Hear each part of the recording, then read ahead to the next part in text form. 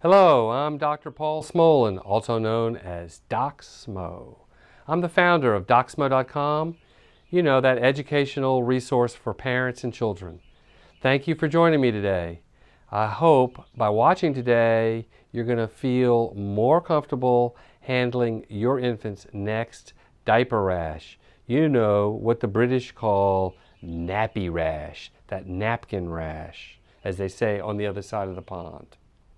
Well, let's start with the basics.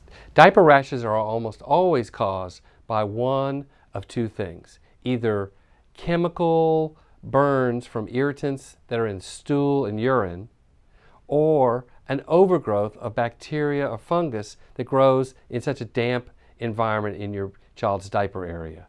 Or sometimes babies get both. They have an irritant burn type rash along with an overgrowth kind of rash. Now, if the rash is occurring where the diaper touches your infant, it's likely that this is a chemical irritant rash. If, however, the rash is concentrated in the folds where it's damper, at the crease of the leg or in the folds of the leg, along the elastic lines where there's friction and breaking of the skin, then that's more likely to be an infection rash. It's just that simple. Okay, so let's assume that your child has a chemical irritant type rash. That's what we're going to concentrate on today. It's by far the most common type of diaper rash. So there's some things that you've just got to do. You've got to get those irritants off the skin as quickly as possible. That means poop and pee need to get off as quickly as possible. You don't want to damage the skin any. So we want to rinse. We want to use a lot of water and rinse the skin really well.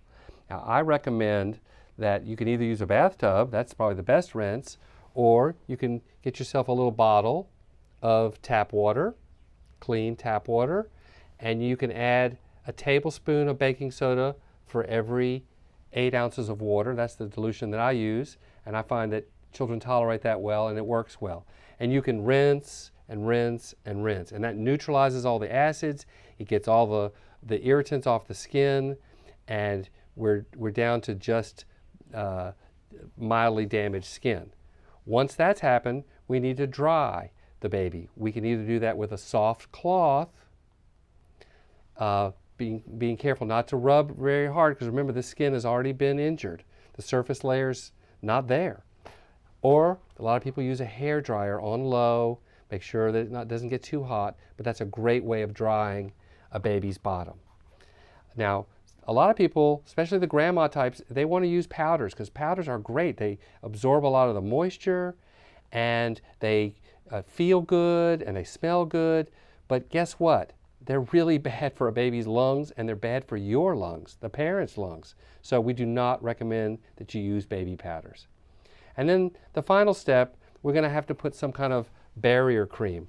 And most people use either A&D or Desitin type cream. Zinc oxide is the major ingredient of these, and they create a physical barrier so that the poop and the pee does not touch your baby's already injured skin.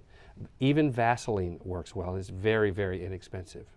Now, it might take about 2 weeks for your baby's bottom to improve. Skin takes about 2 weeks to heal, so be patient, but you should see some improvement in about 2 to 3 days.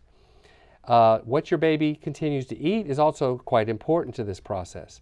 We want you to avoid acidic fruits, especially tomato-based foods and citric fruit-based foods. Now, on the other hand, yogurt, it's a cultured food, it's full of probiotics, it's got a neutral pH most of the time. It's great for babies with diaper rashes. It seems to really help. So let's review the 3 R's of a diaper rash, an irritant diaper rash. We want to rinse. So we're going to rinse copiously with lots of water. I like to use the baking soda water. We want to remove any extra water after we've gotten the baby nice and clean. Okay, we can use a soft cloth or even a hair dryer. And finally, we want to reinforce the final R, the reinforcing the barrier, so that your baby, it doesn't get reburned by the next poop or pee. So we're going to take a little of that and we're going to put it on the contact places to protect our baby. So if you think your child has an infection type diaper rash, on the other hand, not an irritant type, but an infection type, and they've had it for a long time, or they're sick with it, then you need by all means to make a visit to your child's doctor. Well, for more portable, practical pediatrics, take a few minutes and explore the literally hundreds of podcasts, articles, and videos at my website, www.docsmo.com. If you have any questions about your infant's skin or any other body part, make sure you talk to that wonderful person you call your child's pediatrician. Until next time.